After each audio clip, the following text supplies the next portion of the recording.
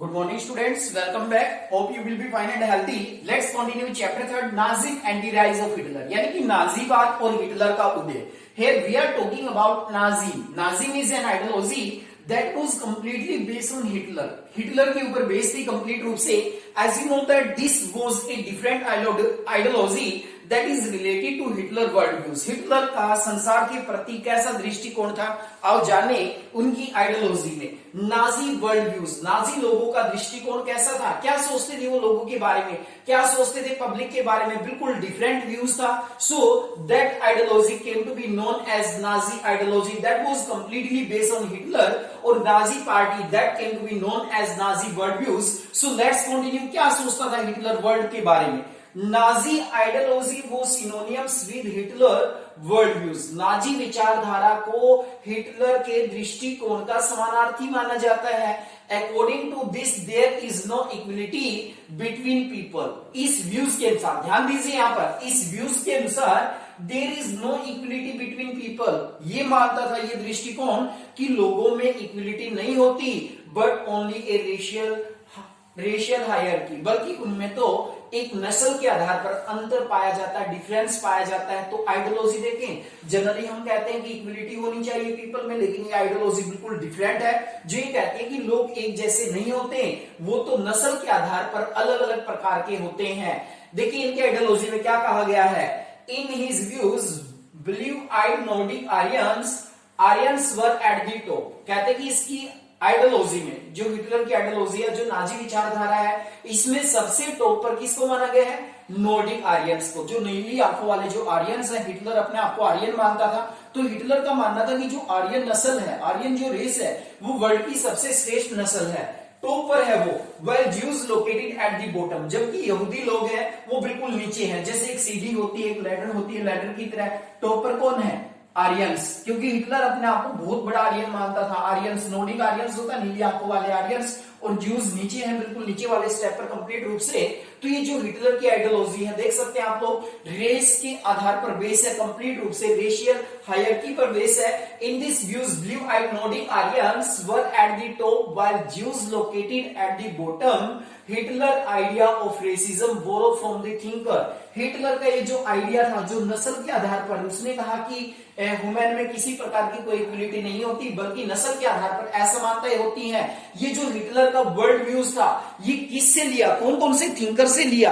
Here we are talking about the thinker, then we must have to be remember the name of this thinker. This idea have been taken from the thinker like that there are given the name of two thinker. यहां पर दो thinker के नाम दिए गए हैं. The first is Charles Darwin. Darwin कौन था, natural scientist. And the second thinker is Herbert Spencer. दो थिंकर ऐसे हैं, ऐसा कहते हैं कि हिटलर ने जो आइडिया लिया है, ये रेस के आधार पर, नस्ल के आधार पर भेदभाव करने का, ये दो थिंकर से लिए, चार्ल्स डार्विन से और दूसरा हर्बर्ट स्पेंसर से.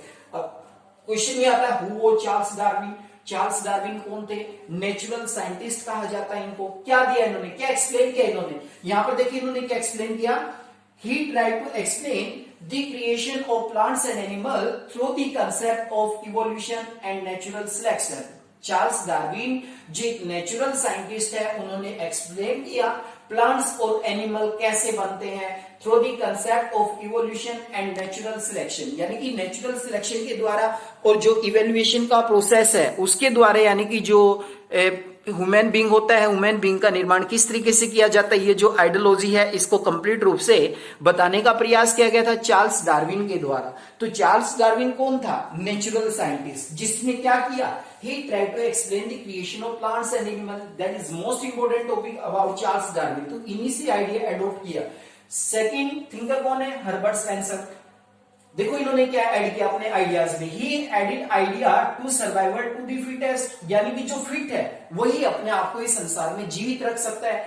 हर्बर्ट स्पेंसर के द्वारा ये आइडिया दिया गया. That is most important. Here are most important question for NDSC student, so we have to be remember the Herbert Spencer ideas. He added idea survival to the fittest. Who has given or who has added the idea of survival to the fittest? So you must have to remember the name Herbert Spencer. Herbert Spencer का नाम यहाँ पर याद रखिए. क्या theory थी इनकी, क्या देखो इन्होंने क्या कहा. According to him, only those species survive on the earth that could adapt according to changing climatic condition. इन्होंने देखो क्या कहा, कि वही प्रजातियां जीवित रह सकती हैं इस अर्थ के ऊपर that could adapt according to changing climatic condition, यानी कि जो क्लाइमेटिक कंडीशन चेंज होती है जो उनको स्वीकार कर सकती हैं, वही यानी कि बदलती हुई क्लाइमेट कंडीशन के अनुसार जो प्रजाति अपने आप को बदल लेगी वही जीवित रहेगी। ये आइडियाज दिया गया था हर्बर्ट स्पेंसर के द्वारा। That is most important idea. You must have to be remember the meaning of survival to the fittest, यानी कि जो फिट है वही अपने आप को जीवित रख सकता है, वही संसार में अपने आप को सर्वाइव कर सकता है। यानी कि जो भी प्रजाति है जो अपने आप को क्लाइमेट के अकॉर्डिंग चेंज करेगी, that is most important. Overall अगर हम बात करें जो कंक्लूजन निकला चार्ल्स डार्विन, हर्बर्ट स्पेंसर और नाजी जो वर्ल्ड व्यूज था, कहीं ना कहीं जो वर्ल्ड व्यूज है नाजी का, उसका जो कंक्लूजन निकलेगा, क्या कंक्लूजन निकलेगा?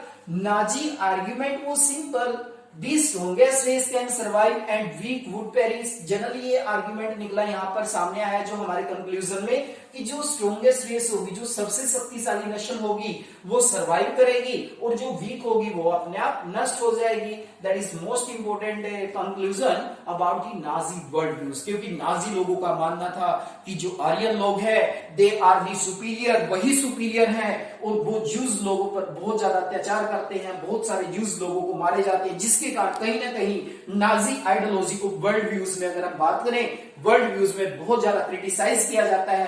तो ये जो नाजी वर्ल्ड व्यूज था, हिटलर की जो विचारधारा थी, हिटलर की जो आइडियोलॉजी थी, जो हिटलर ने एडॉप्ट की है, कहां से एडॉप्ट की है? ये टू थिंकर थे जिनके नाम आप लोगों को याद रखने हैं। The first is Charles Darwin and the second is Herbert Spencer. Charles Darwin was a natural scientist, so you must have to be remember about this person. And now we have to be continue the second point about the conclusion. Hitler ideology related to geopolitics of Lebensraum. यहाँ पर आप लोग याद रखें Lebensraum was a German word which means living space, जिसका मतलब होता है living space. That is most important. And that is a, you can say that is a term that is related to German word Lebensraum. Lebensraum means living space. You must have to be remember. The next topic is establishment of racist state. यानी कि Hitler ने एक ऐसे state का निर्माण किया, एक ऐसे जर्मन का निर्माण किया जो नस्ल पर आधारित था, रेसिस्ट स्टेट था। As you know that topper कौन है? आर्यंस है, जिसे हम नॉर्डिक आर्यंस कहते हैं। बॉटम पर कौन है? बॉटम पर ज्यूस पीपल थे जिनके साथ बहुत ज्यादा भेदभाव होता है, तो इसने कैटेगरी बनाई, एक कैटेगरी बनी इसमें डिजायरेबल पीपल। डिजायरेबल कौन थे? आर्यंस। कंसीडर डिजायरेबल, डिजायरेबल में सिर्फ आर्यन को इंक्लूड किया जाता था। तो देखिए कैसा स्टेट इसने बनाया, Aryan at the top in German. German में आर्यंस को टॉप पर समझा जाता था। They alone were consider desirable, desirable समझते थे वो अपने आप को। क्वेश्चन आता है कि हु वर कंसीडर डिजायरेबल, तो only Aryans were consider desirable, Aryan को डिजायरेबल समझा जाता था। अनदर अनडिजायरेबल, अब अनडिजायरेबल किसे समझा जाता था? यहाँ पर भी क्वेश्चन बनेगा, अपना मोस्ट इंपोर्टेंट क्वेश्चन है डिजायरेबल, हु वर डिजायरेबल और who were undesirable. Desirable were considered Aryans and the undesirable में कौन कौन थे? Jews, gypsies, police and physical and mentally disabled person were included in undesirable person. That is most important topic about that establishment of racist state. किस तरीके से Hitler ने एक नस्ल के आधार पर एक राष्ट्र का निर्माण किया और जर्मन राष्ट्र कंप्लीट रूप से किसके लिए था? जर्मन आर्यंस के लिए, क्योंकि हिटलर का विश्वास था Aryan were the superior race in the world, पूरे वर्ल्ड में आर्यन ही सबसे श्रेष्ठ नस्ल है।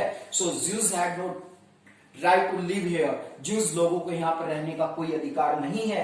The next content is youth in Nazi German. Nazi German में अगर हम यूथ की बात करें, Hitler was very confined to the youth of the German. German के यूथ पर पूरा भरोसा था, कहीं ना कहीं युवा पीढ़ी पर पूरा भरोसा था जर्मन या नाजी विचारधारा को। तो हिटलर क्या मानता था? ही believe that only strong Nazi society could be established only by teaching Nazi ideology to children. उनका मानना था कि यदि हम लोग एक मजबूत समाज बनाना चाहते हैं, एक स्ट्रॉन्ग समाज बनाना चाहते हैं, तो हम लोग कैसे बना सकते हैं? Teaching Nazi ideology to children. तो हमें बच्चों को जो नाजी विचारधारा है, जो ये कहती है कि लोगों में समानता नहीं होती, ज्यूज सबसे नीचे है, आर्यन सबसे ऊपर है, तो हमें अपने बच्चों को ये शिक्षा देनी पड़ेगी, टीच करना पड़ेगा उन्हें नाजी विचारधारा के बारे में कंप्लीट रूप से, यदि हम जर्मन को एक मजबूत राष्ट्र बनाना चाहते हैं। Hitler believe that boxing could be make children iron hearted and strong. देखिए कौन से गेम में विश्वास करता था? बॉक्सिंग का गेम, बड़ा ही जबरदस्त गेम होता है। कहीं ना कहीं अगर हम जनरली बात करें तो हिटलर फेवर करता था कि जो यूथ पीपल होते हैं उन्हें बॉक्सिंग का गेम खिलाना चाहिए ताकि वो स्ट्रोंग बने, आयरन हार्टेड बने, कहीं ना कहीं उनमें मजबूती आए। तो इस बात को लेकर भी हिटलर कंफाइंड था, कंप्लीट रूप से वो चाहता था कि आयरन हार्टेड बनाने के लिए बच्चों को बॉक्सिंग सिखाई जानी चाहिए। बॉक्सिंग गेम का भी उन्होंने समर्थन किया। Now we are talking about the some organization that were formed in German. आओ बात करते हैं कुछ ऑर्गेनाइजेशन की जो जर्मन में बने। कंप्लीट रूप से अगर हम बात करें तो कौन कौन से ऑर्गेनाइजेशन बने जो जर्मन यूथ से रिलेटेड थे। So let's continue about the organization that were formed in German. 10-year-old children join Jungvolk. Jungvolk क्या था? 10 साल के अंदर के जो बच्चे होते थे, 10-year-old चिल्ड्रन होते थे, वो कौन से ऑर्गेनाइजेशन को ज्वाइन कर सकते थे? जंग वॉर को। That is most important. The next is 14-year-old children join Hitler youth, यानी कि 14 साल के जो बच्चे थे वो हिटलर यूथ को ज्वाइन कर सकते थे। That was a particular organization for youth. The youth league of Nazi founded in 1922। देखिए मोस्ट इंपोर्टेंट है ये क्वेश्चन भी आपका, नाजी यूथ कब बनी? द यूथ लीग कब बनी ऑफ नाजी? नाजी की 1922 में बनी। 4 ईयर लेटर, अगर हम 4 साल की बात करें, रीनेम हिटलर यूथ, 4 साल बाद उसका नाम बदल दिया गया और उसे हिटलर यूथ के नाम से जाना गया। That is most important question. When did the youth league of Nazi founded? 1922, you must have to be remember. और हिटलर यूथ कब बनी? 4 साल बाद, यानी कि 1926 में। That is most important question about to Hitler ideology. That was completely different ideology, that was completely word use. Here we have come to be know as the ideology of Hitler और Nazi ideology that was completely different from the other countries.